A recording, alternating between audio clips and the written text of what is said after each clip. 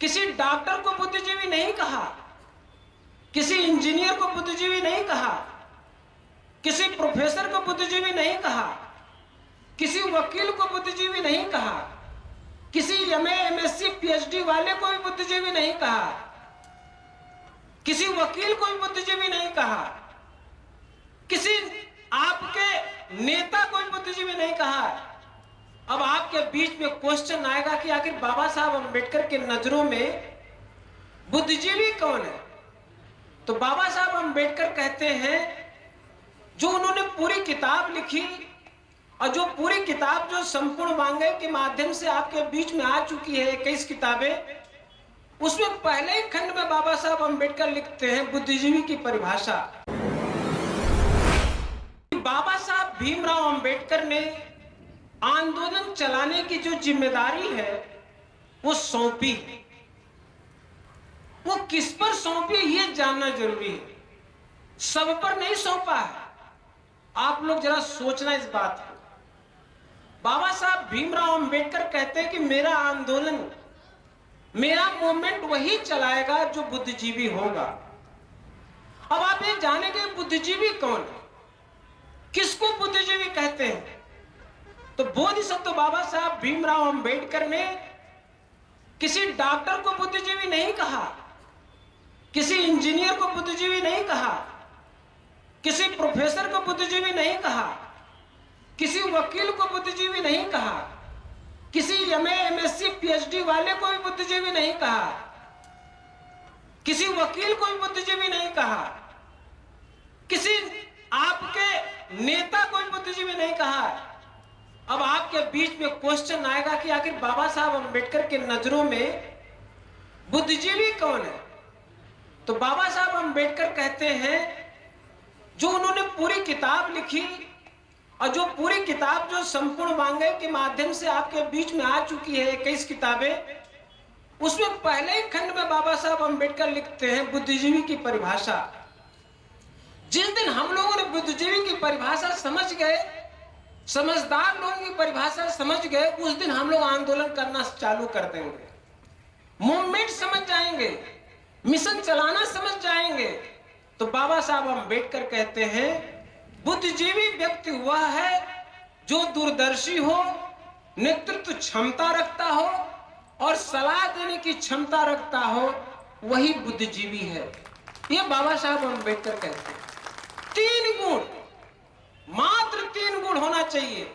वह दूरदर्शी हो, नेतृत्व क्षमता रखता हो और वह सलाह देने मतलब शिक्षित करने की क्षमता रखता हो। 3 गुण। और बाबा साहब अम्बेडकर आगे कहते हैं, किसी भी देश की अधिकांश जनता क्रियाशील और विचारशील जीवन व्यतीत नहीं करती, वह अपने बुद्धिजीवों का अनुकरण अनुगमन करती है। और बाबा साहब अम्बेडकर बड़ा जोर देते हुए कहते हैं, किसी भी देश का संपूर्ण भविष्य, किसी भी देश का संपूर्ण भविष्य उसके बुद्धिजीवों पर निर्भर करता है। यदि बुद्धिजीवी व्यक्ति ईमानदार हो, निष्ठावान हो, निष्पक्ष हो, कर्तव्यनिष्ठ हो, तो यह उम्मीद की जा सकती है कि वह संकट काल में खड़ा होगा और अपने समाज का मार्गदर्शन करेगा। ये बाबा साहब अम्बेडकर कहते हैं। अब जरा सोचिए, मैं बातचीत को आदरणीय राज्यपाल जी का भाषण मैंने सुना, आदरणीय अशोक प्रबुद्ध जी का भाषण सुना। चूंकि टाइम कम भी है और अगर ज्यादा भी है तो धूप इतना है कि जिससे कि मुझे आपके बीच में उतनी बातें रखनी है जिससे कि हमारी और आपके बीच का सामंजस्य बना रहे। वहां से मैं बात शुरू करता हूं। आदरणीय खतरे की बात आई कि संकट काल में वो खड़ा होगा और अपने समाज का मार्गदर्शन करेगा। आज संकट के बारे में परम आदरणीय राज्यपाल जी ने बताया, संविधान खतरे में है, आरक्षण खतरे में है, देश खतरे में है, बहुजन समाज खतरे में है। आखिर ये जो खतरा है, इस खतरा से निजात कौन दिलाएगा? कौन इस खतरे से मुकाबला करेगा? और इस खतरे को समखात्मा कौन करेगा? बुद्धिजीवी करेगा। ये जब बाबा साहब अम्बेडकर ने कह दिया कि बुद्धिजीवी करेगा तो बुद्धिजीवी करेगा, अब सवाल खड़ा हुआ कि कैसे करेगा। इस पर सोचने का विषय है। आप कैसे करेंगे तो आपको कोई नया रास्ता नहीं बनाना है। हमारे महापुरुषों ने रास्ता बना दिया है। एक जो हमारे जब बहुजन समाज संकट में जूझ रहा था तो 2500 साल पहले बुद्ध ने कारण ढूंढा, बुद्ध ने उसका सलूशन ढूंढा। अब बुद्ध को आप कहते हैं ना कि बोध गया में ज्ञान की प्राप्ति मिली बिहार में, तो उनको जो ज्ञान के दुखों का निवारण के लिए जो ज्ञान की प्राप्ति हुई तो 4 ज्ञान मिला। उनको क्या ज्ञान मिला? दुनिया में दुख है, संविधान खतरे में है, आरक्षण खतरे में है, SC/ST एक्ट खतरे में है, ये दुनिया में दुख है। ये तो बुद्ध ने बोल चुके हैं, दुनिया में दुख है। और फिर उन्होंने बोला कि दुनिया में यदि दुख है तो उसका कारण है। और आज आप कारण पता है, संविधान खतरे में है तो उसका कारण आपको पता है। तो बुद्ध ने बोला दुनिया में दुख है, उसका कारण है। फिर उन्होंने तीसरा चीज बोला है, निवारण है। निवारण है, उसमें दिमाग लगाने की जरूरत नहीं है, निवारण है। अब बाद में बाबा साहब अम्बेडकर के पहले बुद्ध ने बोला निवारण है तो उसका उपाय है। आज उपाय है। अब आप एक सवाल और खड़ा कर देंगे, क्या उपाय है? तो बाबा साहब अम्बेडकर को याद रखो। और विषय भी क्या है आज आपका?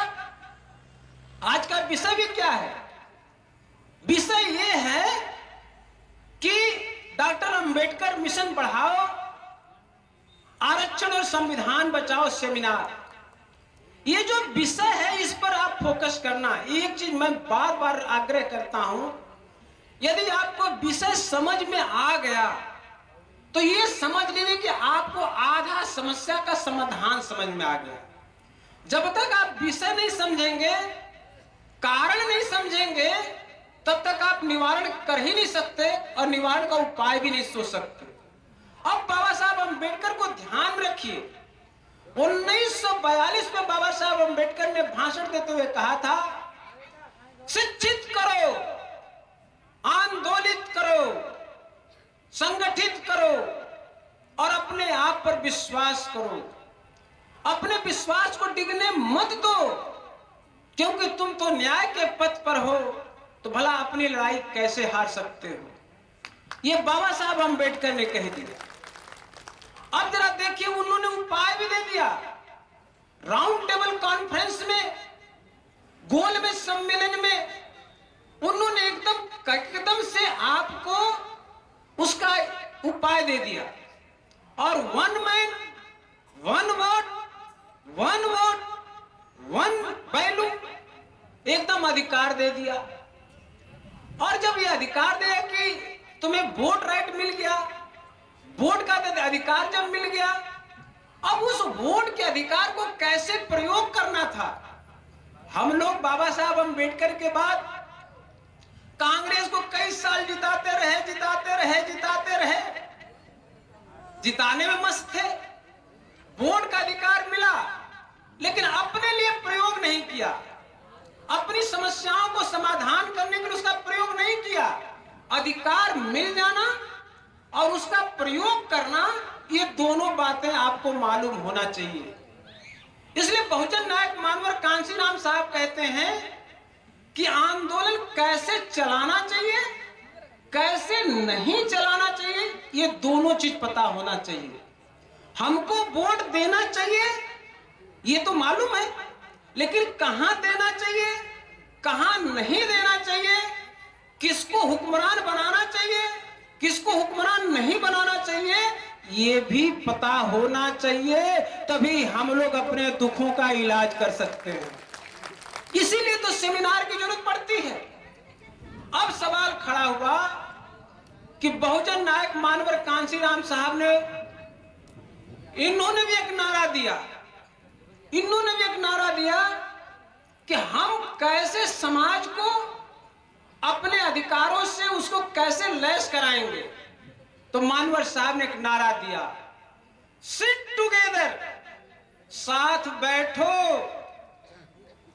सिट टुगेदर, साथ बैठो, थिंक टुगेदर, साथ सोचो, और मार्च टुगेदर, साथ चलो, तभी जा करके हम लोग इस देश को हुक्मरान बन सकते हैं।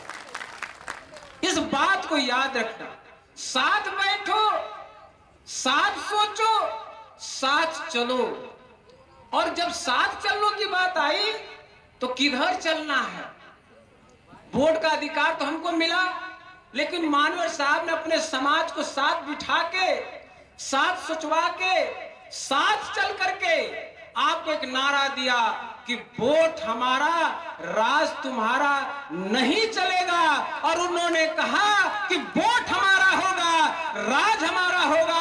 ये समाज को समझाने में यदि कोई महापुरुष सफल हुआ तो बहुजन नायक मानवर कांसी राम सफल हुए। इस बात को समझने की जरूरत है।